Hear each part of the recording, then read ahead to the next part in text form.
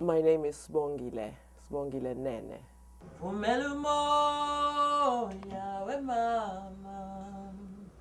I've been in Toronto for about 15 years now.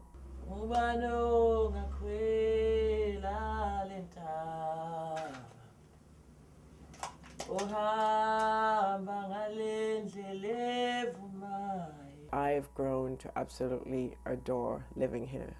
I love Canada, I love the security, I love the safety.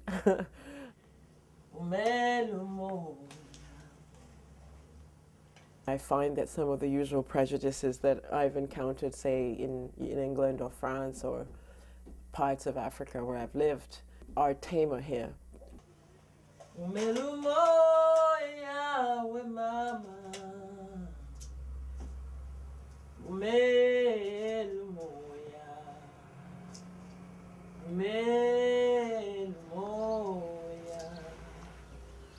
One year I was due to go home for a holiday, and that vacation was quite significant because in that time that I was in South Africa, in my village, I was exposed for the first time to traditional healers. I was introduced to a Sangoma. I was spiritually hungry and spiritually starved, and began a sort of personal search of some spiritual satisfaction and life purpose.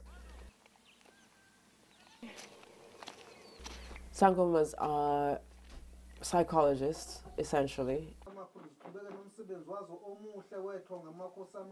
So they will be counselors and psychologists and ministers to individuals, to families, and to, in some cases, to nations.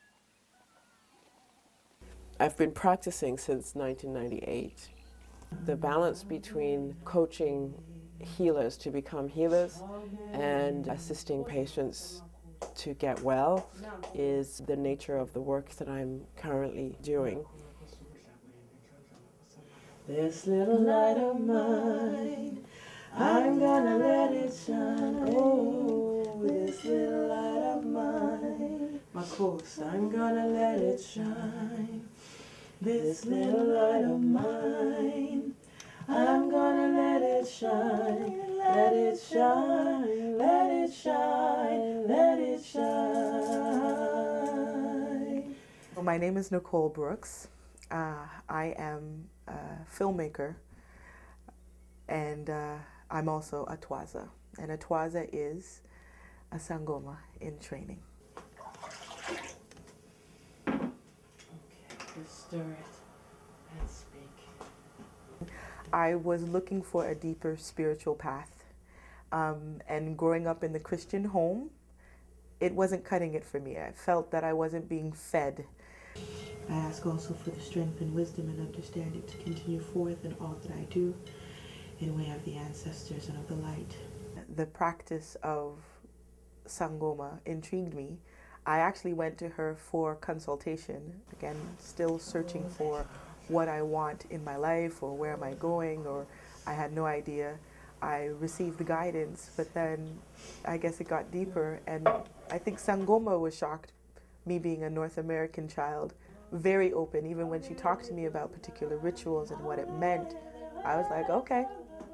And she was like, are you serious? I said, let's get started.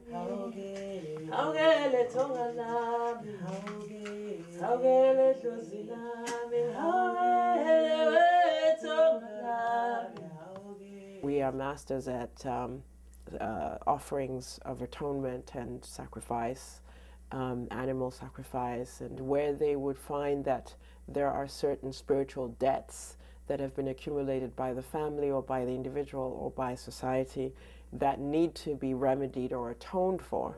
A Sangoma comes in with the remedies of what the atonement has to be for that particular spiritual debt or crime.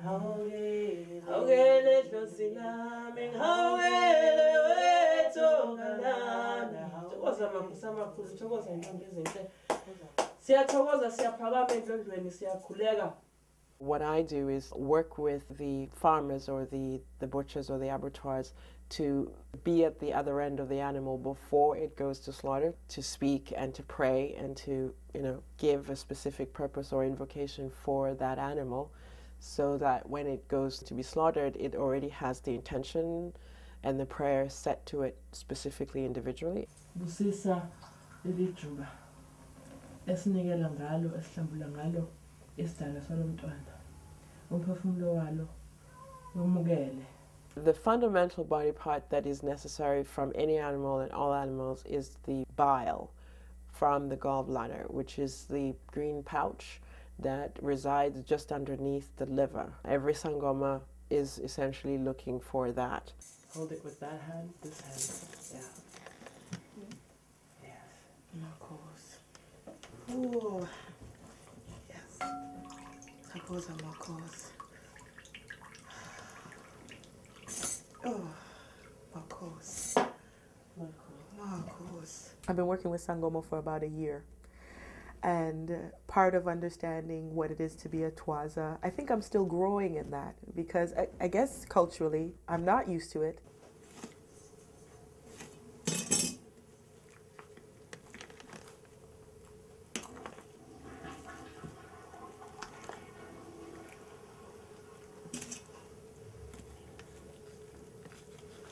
In South Africa, where this has been a tradition for like 1,000 years or more, everybody knows what it is. I don't have to go through long, elaborate explanations.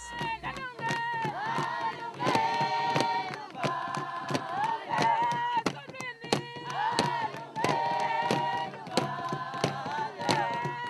I asked her, I'm like, what is my life purpose? What am I here to really do? And she says, you're here to be a healer. And I left the shrine bawling. And she's like, why are you leaving so upset? And I said, because I'm a filmmaker, okay? Don't you dare tell me that I'm here to be some kind of freak.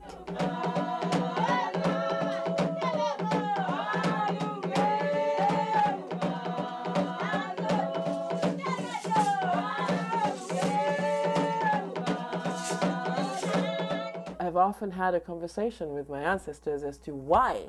Why am I in this country where I'm, working against the current? And she challenged me because she's like, so why are you coming here to me? Why are you talking to me? And I said, no, well, that's okay. She goes, no, there's no separation of the work. I am sent here by the ancestors to do something that is globally a necessity. Luckily for me, it goes hand in hand, because I feel that part of the healing and part of my mission is to have people tell their stories.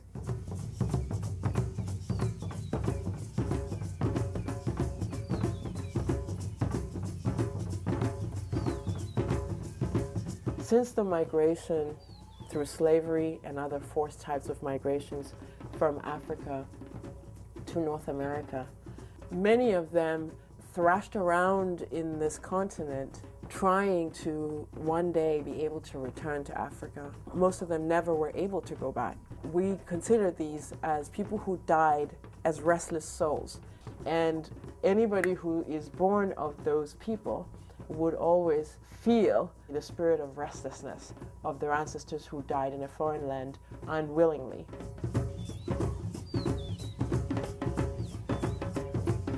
Because of something that my forefathers did, I am now being affected by it. So then how do you heal from that? People don't really think about that. And then even what you're doing today will affect your children tomorrow. The mission of the ancestors, if you like, and part of maybe why I'm here, is to